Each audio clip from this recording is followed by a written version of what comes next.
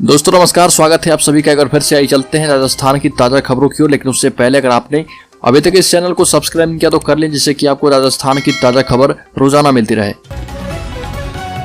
पहली बड़ी खबर, मुख्यमंत्री अशोक गहलोत और पूर्व डिप्टी सीएम सचिन पायलट के बीच हाल ही में गहराए विवाद में राहुल गांधी की भारत जोड़ो यात्रा तक सियासी सीज फायर के आसार बन गए।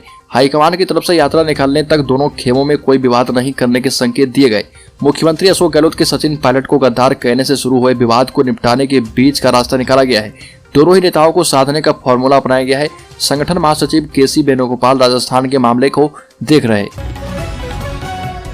अगली पर, जयपुर में रेप से युवती हुई प्रेग्नेंट, पड़ोसी हुआ अरेस्ट। जयपुर में युवती से रेप मामले में आरोपी पड़ोसी को अरेस्ट किया गया है। बाथरूम में नहाते समय अकेला पाकर आरोपी पड़ोसी ने उसके साथ दुष्कर्म किया था। पेट दर्द होने पर बेटी को परिजनों ने डॉक्टर से दिखाया तो 6 महीने की प्रेग्नेंट होने का पता चला। मालपुरा गेट थाने में पीड़िता के पिता ने एफआईआर दर्ज करवाई थी। पुलिस ने गिरफ्तार आरोपी को कोर्ट में पेश कर दिया है। गिरफ्तार आरोपी धनंजय चौहान का पुत्र शंभू चौहान, जो कि हनुमानगंज कुशीनगर उत्तर प्रदेश का निवासी है।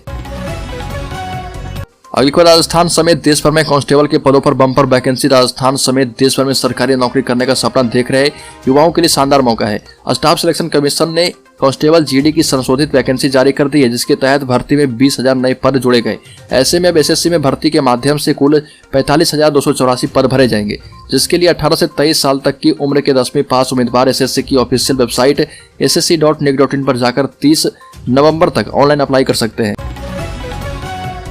अगली खबर, फर्जी दस्तावेज मामले में उपेंद्र यादव को मिली जमानत। राजस्थान बेरोजगार एकीकृत महासंघ के प्रदेशाध्यक्ष उपेंद्र यादव को कोर्ट ने जमानत दे दी। उपेंद्र को पुलिस ने 9 दिन पहले सीकर सीमा से फर्जी दस्तावेज मामले में गिरफ्तार किया था, जिसके बाद से ही उन्हें न्यायिक अभिरक्षा में रखा गया था। वहीं एडीजे कोर्ट क्रम संख्या 6 में सुनवाई के बाद उपेंद्र यादव की जमानत के आदेश जारी किए गए, लेकिन देर शाम होने की वजह से उनकी रिहाई नहीं हो पाई। ऐसे में आज रिहाई हो गई है। अगली खबर, मांगे नहीं मानी गई तो भारत जोड़ो यात्रा का विरोध, गुर्जरों को मनाने की कोशिश की जा रही है। बैंसला बोले हमें पॉजिटिव रहना चाहिए। राहुल गांधी की यात्रा रोकने की धमकी देने के बाद गुर्जर नेताओं के साथ सरकार ने बातचीत शुरू कर दी है। गुर्जर नेताओं और सरकार के बीच सहमति बनाने के प्रयास शुरू हो चुके हैं। गुर्जर नेताओं के प्रतिनिधिमंडल के साथ सचिवालय में मंत्रियों और अफसरों के बीच करीब 2 घंटे तक बातचीत की गई। शिक्षा मंत्री बीडी कल्ला की अध्यक्षता में ये बैठक हुई है। सरकार की ओर से सामाजिक न्याय एवं अधिकारिता मंत्री टीकाराम जूली, युवा एवं खेल मंत्री अशोक चांद्रा मौजूद थे। अगली खबर, 3 दिसंबर से शुरू होगी भाजपा की जन आक्रोश यात्रा। करौली जिले में भाजपा की ओर से 3 दिसंबर से जन आक्रोश रैली की निकाली जाएगी। जिला मुख्यालय से 3 दिसंबर को सुबह करीब 11 बजे चारों विधानसभा क्षेत्र के लिए 4 रथ यात्रा रवाना किए जाएंगे। रथ रवाना करते समय करौली जिला जन आक्रोश यात्रा प्रभारी डॉक्टर किरोड़ी लाल मीणा मौजूद रहेंगे। अगली खबर, कांग्रेस एमएलए ने मंत्री को 2 मौत का जिम्मेदार माना। पूर्व मंत्री एवं सांगोद से कांग्रेस के वरिष्ठ विधायक भरत सिंह ने एक बार फिर से प्रदेश के खनन मंत्री पर निशाना साधा और बिना नाम लिए सिमलिया थाना क्षेत्र में करंट की चपेट में आने से 2 लोगों की मौत का जिम्मेदार खनन मंत्री को माना है। और उन्होंने खनन मंत्री पर अवैध खनन के आरोप लगाते हुए कहा कि खनन मंत्री को तुरंत त्यागपत्र दे देना चाहिए। सरकार को भी उनसे इस्तीफा ले लेना चाहिए। अगली बार, कांग्रेस सरकार सुशासन देने के वादे के साथ सत्ता में आई थी, लेकिन कुशासन देखने को मिल रहा। सरकार कमजोर है, इसलिए बार बार पेपर लीक हो रहे। महिला अपराध, बेरोजगारी, भ्रष्टाचार बढ़ रहे। जगह जगह अधिकारी ट्रैप हो रहे। जन आक्रोश यात्रा के जरिए लोगों को कांग्रेस की इन विफलताओं के बारे में बताएंगे, जिससे आगामी चुनाव में कांग्रेस मुक्त राजस्थान कर सके और एक बार फिर से भारी बहुमत से बीजेपी सत्ता में आ सके। यह बातें दोपहर सूरजपोल मेट्रो प्लाजा में बीजेपी की जन आक्रोश यात्रा को लेकर आयोजित प्रेस कॉन्फ्रेंस में सांसद पीपी चौधरी ने कही। सांसद पीपी चौधरी ने कहा कि कांग्रेस की भारत जोड़ो यात्रा मॉर्निंग वॉक जैसी है। अगली खबर, राजस्थान में बंद हो सकती है ओल्ड पेंशन स्कीम। केंद्र ने कहा कि पैसा कहां से लाओगे, पेट्रोल पर 50 पैसे कम करके हमसे मुआवजा मांगते हो। मुख्यमंत्री अशोक गहलोत ने राजस्थान के कर्मचारियों के लिए ओल्ड पेंशन स्कीम लागू की थी।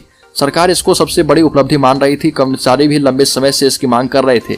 हाल ही में ओपीएस को लेकर केंद्र सरकार की असहमति और आपत्तियां सामने आई है। नीति आयोग के उपाध्याय सुमन बेरी ने आपत्तियां जताई है और इन्हें आयोग की ओर से सभी राज्यों को भेजा जा रहा। अगली खबर, सचिन पायलट को सीएम अशोक गहलोत के गद्दार कहने की घटना को राहुल गांधी ने ज्यादा तवज्जो नहीं देने के संकेत दिए। राहुल गांधी ने अशोक गहलोत और सचिन पायलट दोनों को साथ लेकर चलने के संकेत दिए हैं। इंदौर में राहुल गांधी से जब पायलट की गद्दारी करने को लेकर एक सवाल पूछा गया तो उन्होंने कहा कि मैं इस पर जाना नहीं चाहता हूं कि किसने क्या कहा। दोनों नेता पार्टी के एसेट हैं। मैं आपको एक बात की गारंटी दे सकता हूं कि इसका भारत जोड़ो यात्रा पर कोई असर नहीं होगा। राहुल गांधी के इस बयान के बाद कांग्रेस की अंदरूनी सियासत को लेकर चर्चाएं शुरू हो गई है। इस बयान को राजस्थान में भारत जोड़ो यात्रा के आने से पहले ही दोनों नेताओं को साथ लाने के प्रयास के तौर पर देखा जा रहा। अगली खबर, जन आक्रोश यात्रा से कांग्रेस को घेरेगी भाजपा। राहुल गांधी की भारत जोड़ो यात्रा से पहले भाजपा ने जन आक्रोश की यात्रा की तैयारी तेज कर दी है। इसे लेकर चौमू विधायक एवं भाजपा प्रदेश प्रवक्ता रामलाल शर्मा ने दौसा में प्रेस कॉन्फ्रेंस कर राज्य सरकार को घेरा और कहा कि प्रदेश में कांग्रेस सरकार के शासनकाल में जन विरोधी नीतियों और वादा खिलाफी से हर वर्ग प्रताड़ित है। अगली खबर, राजस्थान में पुलिसकर्मियों के अवकाश को लेकर बड़ी खुशखबरी है। तमाम थानों और चौकियों में तैनात पुलिसकर्मियों को अब साप्ताहिक अवकाश मिलेगा।